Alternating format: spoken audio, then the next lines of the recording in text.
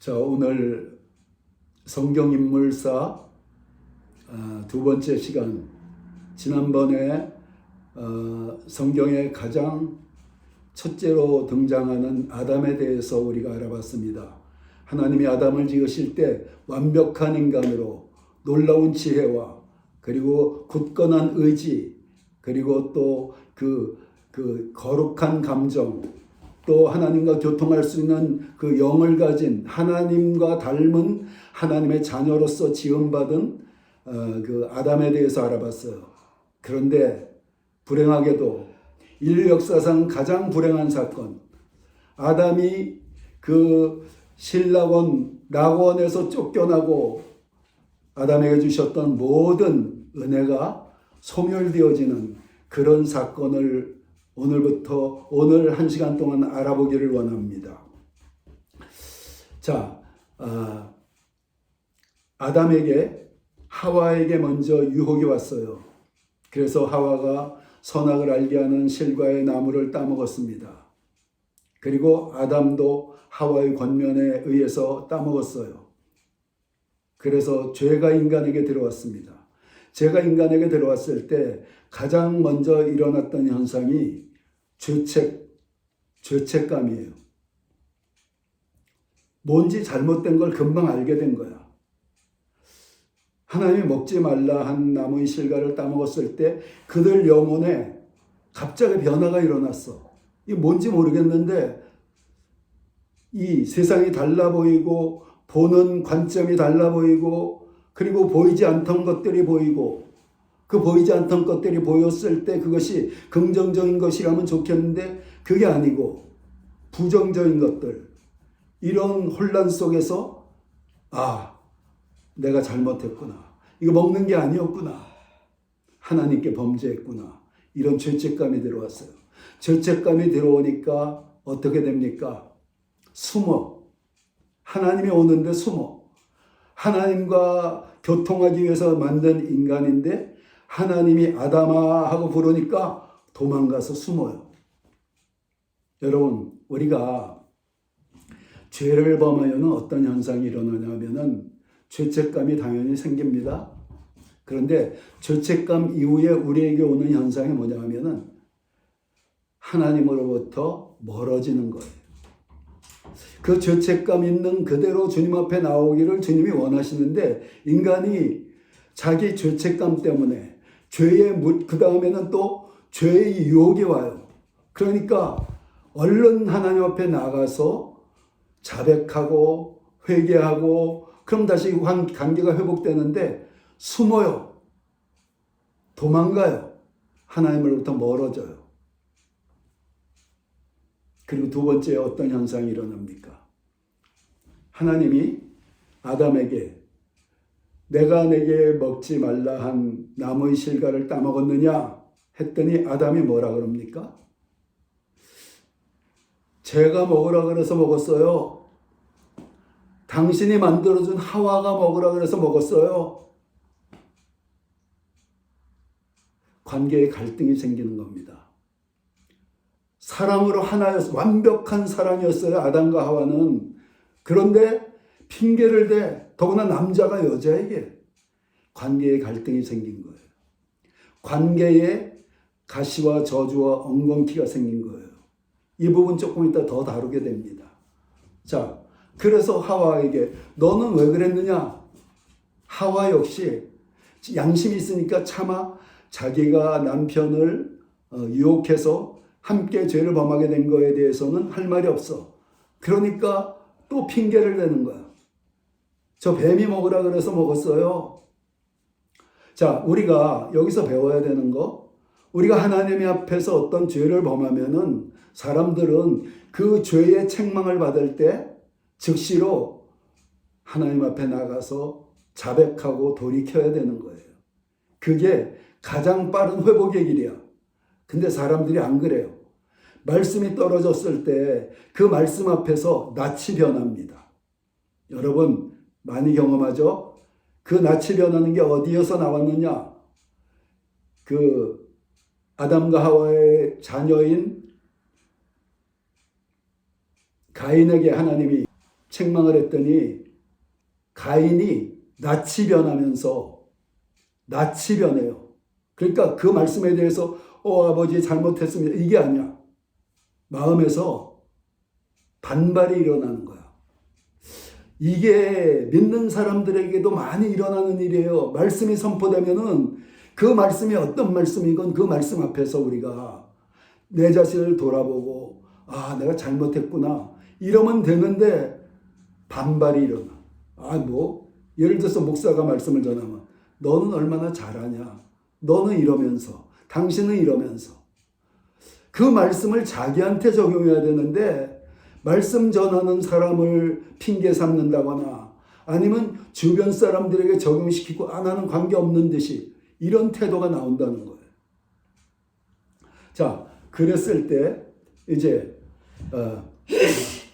하나님이 그 죄를 범한 마귀에게 이런 심판을 하십니다.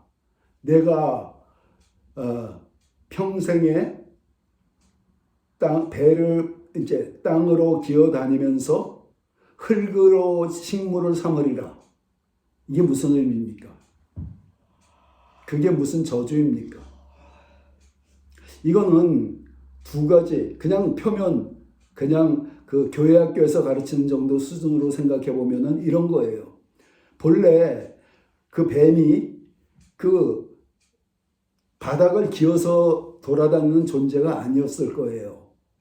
그런데 정말로 유혹을 받았지만 뱀이 그런 게 아니죠. 뱀 속에 들어간 마귀로 인해서 그렇게 된 거죠. 그래서 그 다음에 그 바닥을 기어다니면서 바닥을 기니까 얼마나 그게 열악한 삶입니까? 그러다 보니까 흙이 계속 들어오기도 하고. 자, 이거는 표면적인 문제인데 흙을 양식으로 삼는다는 게 무슨 얘기냐면은 인간을 양식으로 삼는다는 거예요. 마귀가 인간을 계속해서 양식으로 삼아서 살아가게 된다. 인간을 공격해서 인간 속에 들어가는 것. 마귀가 우리 속에 들어오기를 얼마나 애씁니까? 우리의 죄를 통해서, 우리의 어떤 허물을 통해서 우리가 틈을 타서 들어와서 집을 짓는 게 귀신이 하는 일이 있지 않습니까? 그렇다는 거예요. 인간이 그의 먹이가 된다는 거야. 인간이. 자, 근데 이게 왜 어렵냐? 이거는 좀 이따 다룹니다. 그런데 여기서 우리가 한 가지 얻어야 될 교훈이 있어요. 그러면은 뱀은 무슨 잘못이 있는가? 마귀에게 유혹을 받아서 뱀이 그렇게 됐어요. 근데 뱀이 무슨 잘못이 있습니까? 여러분, 우리가 마귀에게 유혹을 받아서 넘어지지 않습니까? 우리의 책임이 있는 거예요. 우리의 책임이 있어요. 그래서 땅바닥을 기어다니는 존재가 돼버린 거예요. 여러분들도 마찬가지예요. 여러분들이 유혹을 받아서 넘어진다. 하나님은 용서하십니다. 그렇지만 여러분들이 대가를 치러요. 우리 죄는 대가를 치릅니다. 고통이 따르게 돼 있어요. 고통이 수반되게 있어요. 그게 어떤 종류의 죄이건. 자, 그래서 이제 마귀가 뱀에게는 그런 징계가 내려졌고 마귀에게는 너는 평생 흙을 양식으로 삼을 것이다 라고 하면서 하나님이 뭐라 그러시느냐? 여자의 후손은 너와 그리고 내 후손도 여자의 후손과 원수가 되게 한다. 내 후손이 누구입니까? 마귀와 그 졸개, 귀신들. 그런데 여자의 후손과 원수가 된대. 여자의 후손이 누구예요? 우리는 남자의 후손들이에요. 모든 인간은 남자의 후손이에요. 그런데 예수 그리스도만이 동정녀로 태어나서 여자의 후손이야. 그래서 예수의 후손들과 그리고 너의 후손들이 원수가 된다 그래요. 여자의 후손은 너의 머리를 상하게 한대요. 마귀들의 머리를 상하게 한대. 그런데 내 후손은 너는 그 발꿈치를 상하게 한대. 이게 무슨 의미입니까? 여러분, 머리는 권위예요. 권위이기 때문에 완벽하게 밟는다는 얘기야. 여자의 후손이 예수 그리스도께서 마귀를 완벽하게 밟는다는 거예요. 그런데 마귀는 어떻게 하느냐? 예수 그리스도 예수님의 발뒤꿈치를 문대. 그런데 여기에 중요한 의미가 있습니다. 발뒤꿈치가 뭐예요? 발꿈치가 뭐예요? 아킬레스건이 있는 거예요. 아킬레스건. 그래서 여자의 후손과 우리가 하나예요. 내가 너 안에 있고 내가 내 안에 있고 내가 아버지 안에 있고 아버지가 내 안에 있고 내가 내 안에 있고 우리 안에 있고 우리가 예수님 안에 있고 우리가 하나예요. 그래서 마귀는 어떻게 하느냐? 우리는 이제 마귀의 머리를 깨트릴 수 있는 권세가 있어. 내가 너에게 뱀과 전갈을 밟으며 원수의 모든 능력을 제어할 권세를 줬으니 너희를 해할 자가 결단코 없으리라. 우리에게 주신 권세. 그런데 마귀는 우리 발뒤꿈치를 물어. 우리의 약점을 물어. 그래서 넘어뜨리는 거야. 여러분들의 약점을 건드려요. 그래서 우리는 어떻게 기도를 해야 되느냐? 시험에 들지 않게 해달라고 기도를 해야 돼요. 왜냐하면 우리 약점들이 있거든. 약점은 기가 막히게 마귀가 알아요. 그거만 딱 건드려. 우리 약한 부분들. 그래서 그걸 이길 힘이 뭐냐? 없어요. 우리가 이기지 못해. 그러니까 성령의 도우심을 구하고 기도를 하면서 주님, 제가 시험에 들지 않게 해주세요. 내가 이런 혈기가 있습니다. 내가 이런 내 이런 약점이 있습니다. 나를 지켜주셔서 내가 시험에 들지 않게 해주세요. 이렇게 해야 되는 거야. 자, 그리고 이건 마귀에게 준 심판입니다. 그리고 여자한테 이런 심판을 줬어요. 출산의 고통이 심할 것이다. 아이를 낳는 고통을, 그게 심판이래. 또 너는 남편을 사랑하고 남편은 너를 다스린대. 이게 무슨 의미입니까? 이게 무슨 의미예요? 여러분, 요즘은 한두 명 낳지, 애기. 옛날에 10명 낳고 그랬어요. 평생 애기 낳고 살았어, 여자들이. 근데 여자들이 애 낳다가 죽는 경우들이 많았어요. 엄청 고통스러운 거야, 애 낳으신 분들 알잖아. 우리 사모는 병원에 갔는데 하도 아프니까 나 집에 갈래. 집에 간다고 안 아프나? 그게 엄청난 고통이에요. 막 침대 위에서 뱅글뱅글 돌더라고. 나 집에 갈래. 집에 간다고 안 아프나? 더 아프지. 그게 표면적인 심판이에요. 그런데 여러분, 여자는 애를 낳을 때만 아픈 게 아니라 그 애 때문에 평생 아픕니다. 남자랑 달라요. 여자는 그렇게 돼 있어요.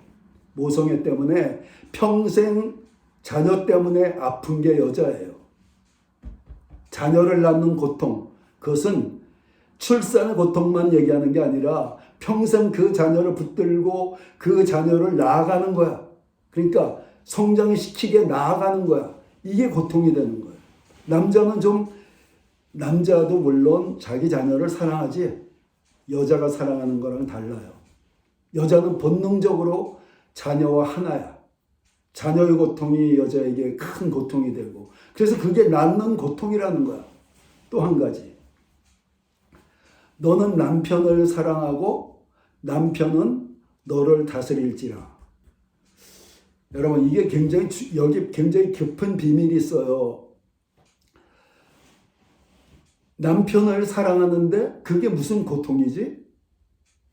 자, 이렇게 돼 있어요. 여자는 남자를 사랑하게 돼 있어요. 여러분들이 아무리 내가 무슨 여러분들이 아무리 여자들이 그 부인하려 해도 그게 하나님이 주신 본능이야. 본질이야. 그래서 여자가 더 남자를 사랑하게 돼 있어요. 그런데 문제는 뭐냐? 여자는 보세요. 여자는 애를 낳는 고통과 애를 키우는 고통과 남편을 사랑하는 그 고통. 이게 뭐예요? 가정이야, 가정. 여자는 시각이 미시적이야. 자기 주변, 내 가족. 이렇게 돼 있어요, 여자가. 근데 남자는 그게 아니야. 남자의 그 심판이 뭡니까? 땅을 흘려야 먹고 살게 돼 있어. 밖에 나가서 일을 하는 거야. 그러니까 남자의 시각은 항상 밖을 바라보고 있어. 근데 여자의 시각은 남편을 바라보고 있어. 남편이 가정적이길 원해. 근데 남편은 본래 본능적으로 세상을 바라보게 돼 있어. 바깥을 거시적이야. 남자의 시각은. 여자의 시각은 미시적이야. 이게 갈등이에요. 이게 고통이에요. 자, 그리고 그런데 그 고통 속에서 여자가 만일에 여자가 남자를 다스리게 돼 있으면은 여보, 이리 와서 이 가정 좀 돌보고 우리 가족적으로 좀 지내. 이러면 되는 거야. 근데 하나님이 남자가 여자를 다스리게 해놨어. 그러니까 그 고통 속에서 여자가 남자에게 뭐라고 할 수가 없는 거야. 당하고 있는 거야. 인류 역사가 계속 그랬잖아요. 옛날에 이 시대에는 여자는 숫자에 치지도 않았어. 그거는 여러분 20세기 초까지 그랬습니다. 여러분 1900년도, 1950년도도 안 됐을 때까지 미국에서조차 여자의 참정권이 없었어요. 투표권이 없었어요. 그러니까 이게 20세기 될 때까지 모든 여자의 그 어떤 뭐라 그러냐 인권은 완전히 바닥이었었어요. 적으로 가고 있는 게 아니에요.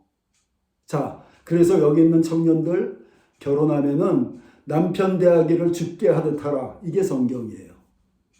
남편 대하기를 죽게 하듯 하라. 그런데 보세요. 성경에 이렇게 돼 있어요.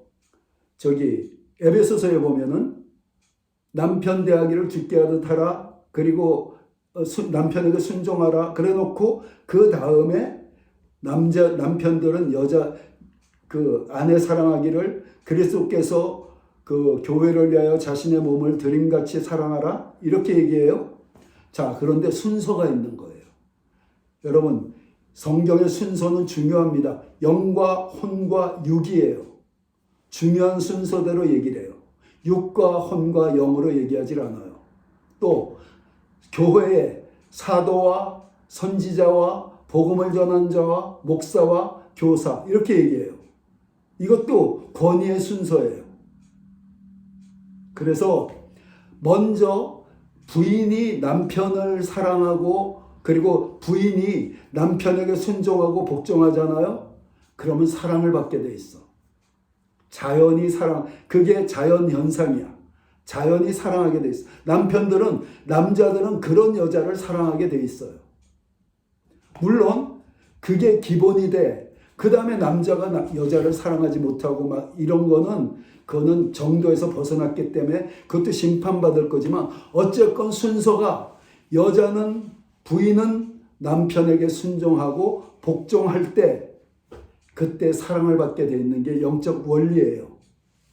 그래서 여자에게 준 심판이 뭐냐 하면은 네 가정에 애를 낳는 고통, 그 애를 키우는 고통이 있을 것이다.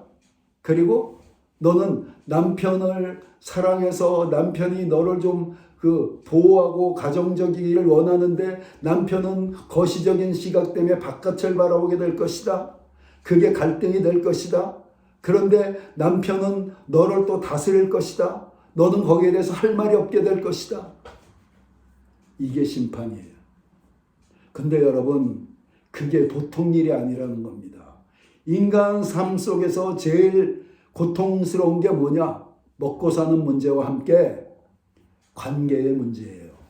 더구나 가정 관계의 문제예요. 가족 관계의 문제. 나머지는 안 보면 돼. 가족은 안 볼 수가 없어. 그래서 이게 여자들에게 주신 그 하나님의 그 심판이에요. 징계예요. 형벌이에요. 그럼 남자는 그 전까지는 그냥 그 낙원에서 정말 모든 것들이 넉넉했었어. 그냥 손만 뻗으면은 너무나 맛있는 실과들이 있었고, 그냥 씨를 뿌리면은 너무나 잘 자라고, 가시와 엉겅퀴는 인간의 범죄 이후로 환경 속에 일어나게 돼. 갑자기 없던 것이 생겨났어. 그래서 땀을 흘려야 먹고 살게 돼 있어. 여러분, 땀을 흘려야 먹고 산다는 게 얼마나 힘든 건지 아십니까? 여기 청년들이 아직 잘 몰라. 그런데 땀을 흘려야 먹고 산다는 것이 사람들이 이 세상에 나가서 왜 그렇게 나는 그러니까 사람들과의 만나는 어떤 공동체 생활을 해본 적이 없어요. 그 창작만 했으니까. 나중에 현실의 그 사람들의 사는 모습을 보니까, 이야, 이게 그냥 살아남기 위해서 속이고 이런 거는 일상이야. 나는 사람이 속인다는 거를 이해를 할 수가 없는데, 속이고 속된 편으로 뒤통수 치고 자기 유익을 위해서 모든 것들을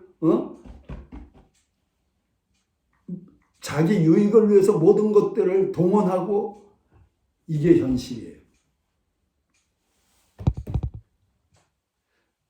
그래서 여러분, 땀을 흘려야 먹고 산다는 거. 내가 이건 가정 얘기인데, 내가 우리 아내에 대해서, 아내가 내 어떤 뭐 부족함이 있다거나 실수가 있어도 다 받아들여야 되겠다고 했었던 이유가, 내가 너무 현실적이지 않은 사람이었기 때문에 아내가 너무 고생을 했어. 그걸 생각하면은, 우리 사모가 고생한 걸 생각하면은, 지금 뭐 나한테 좀 그래도 내가 불끈하긴 하지. 불끈해서 이제 뭐 좀 큰 소리가 나오긴 하지만, 그래도 그 순간이 지나고 나면은 항상 내가 그래, 이렇게 이해와 관용으로 넘어갈 수밖에 없는 게, 내가 너무나 현실을 모르는 사람이었기 때문에, 현실에서 나중에 사는 사람들을 보고 아내가 또 디자이너 생활을 했으니까 그걸 보니까, 이야, 이 현실이라는 게 이런 거구나. 그게 너무나 쉽지 않은 일이에요. 그런 심판이 아담과 하와에게 주어진 거예요. 그리고 인간의 대표된 아담에게 이렇게 말씀하십니다. 너는 흙이니 흙으로 돌아갈지니라. 그게 무슨 얘기입니까? 우리에게 죽음이라는 게 주어졌어요. 아담은 영원히 살 수 있는 존재로 만들어졌어요. 그가 만일에 그 하나님과 올바른 관계 속에 있었다면 영원히 사는 거야. 근데 죽음이 왔어요. 죽음이 뭡니까? 죽음이 뭐예요? 완만한 질병이에요. 완만한 질병. 정상이 아니야, 죽음이라는 건. 노화라는 건 정상이 아니에요. 노화는 질병이에요. 그래서 그렇게 완만하게 죽어가다가, 질병 속에서 살아가다가 어느 순간에 또 좀 더 강한 질병이 오는 게 우리가 겪는 여러 가지 질병들이야. 그렇지만 삶 자체는 완만한 질병 속에서 살아가게 돼 있는 거야. 이게 심판이에요. 이게 형벌이에요. 그리고 최종적으로 왔었던 심판. 낙원에서 쫓겨나는 거죠. 낙원에서 쫓겨난다는 것은 어떤 의미냐? 하나님과의 교제가 이제는 끊어져 버려요.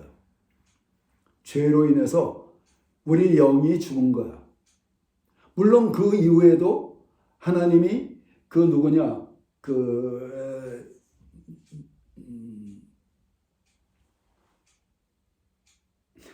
가인에게 나타나셔서 말씀하시죠.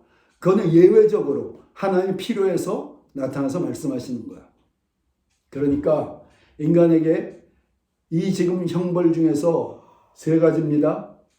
영혼의 죽음, 그리고 육체의 질병과 죽음, 그리고 환경의 저주. 환경의 저주라는 것은 가시와 엉겅퀴만 얘기하는 게 아니에요. 아까 얘기했죠. 여자들로 인해서 생겨난 관계의 저주. 여자들이 겪는, 가정이 겪는, 인간관계가 겪는 관계의 저주. 그래서 크게 인간에게 주어진 그 심판이 영혼의 죽음과 그리고 질병 그리고 환경의 저주, 이 세 가지예요. 그래서 어떤 사람들이 얘기하기를 인류에게 주어진 모든 문서 중에서 가장 절망적이고 불행한 사건의 기록이 창세기 3장이다. 이렇게 얘기를 합니다. 자, 거기서 끝나면은 우리에게 절망뿐인데 하나님이 우리에게 이런 것을 해주셔요. 29장에 보면 여호와 하나님이 아담과 그의 아내를 위하여 가죽옷을 지어 입히시니라, 이렇게 기록이 되어 있어요. 왜냐하면 몸을 수치를 느껴서 그 나뭇잎으로 했는데 나뭇잎은 금방 마르고 바스락거려서 금방 상하지 않습니까? 그래서 가죽옷을 입히는데 이게 원시복음이라 그래요. 가죽옷을 입히려면은 이 피를 흘려야 됩니다. 최초로 낙원에 최초로 죽음이 왔어. 죽음이라는 현상이 왔어. 그래서 그것을 이렇게 동물을 죽여서 가죽을 벗겨갖고 옷을 입혔어요. 이거는 예수 그리스도가 피를 흘려서 죽을 것에 대한, 그리고 우리에게 옷을 입혀주는, 의의 옷을 입혀주는 이 모형입니다. 자, 그래서 예수님이 이 땅에 오셔갖고 결국은 이 세 가지 문제를 다 해결하셨어. 우리의 영혼의 죽음을 십자가에서 흘리신 피로 깨끗이 씻어서 다시 영적 회복이 이루어지게 하셨고, 그리고 빌라도에 때려서 채찍에 맞으실 때 우리 모든 육신의 질병을 대속하여 주셨고, 그리고 나무에 달리셔서, 십자가 나무에 달리셔서 우리 환경의 모든 저주를 속량하여 주신 예수님이 이 땅에 오셔갖고 이 세 가지, 아담과 하와의 범죄로 인해서 생겨났었던 세 가지 이 형벌을 예수 그리스도가 와서 완벽하게 회복시켜 주신 것입니다. 우리가 그 사실 안에 있는 거예요. 여러분들이 아담과 하와의 범죄로 인해서 여러분들에게 주어진 모든 저주, 심판의 회복 속에 있는 거예요. 이게 너무나 감사한 일이에요. 그러니까 이 사실을 여러분들이 항상 이것을 주장해야 돼. 나는 죄를 용서받고 하나님과의 교제가 회복된 사람이다. 나는 모든 환경의 저주가 속량되어서 이제 내게 하늘문이 열려졌고 아브라함의 복이 임한 사람이다. 나는 어떤 질병이 와도 치료받을 수 있는 길이 열려져 있다. 그리고 이 땅을 사는 동안에는 건강을 지킬 수 있는 길이 주님이 채찍에 맞으심으로 인해서 우리에게 주어져 있다. 이 사실이 미리 벌써 아담과 하와가 타락했을 때 가죽옷을 지어 입히심으로 해서 앞으로 이런 어떤 회복의 역사가 있을 것이다 라는 모형으로 아담과 하와에게 허락하여 준 은혜입니다. 오늘은 여기까지 합니다.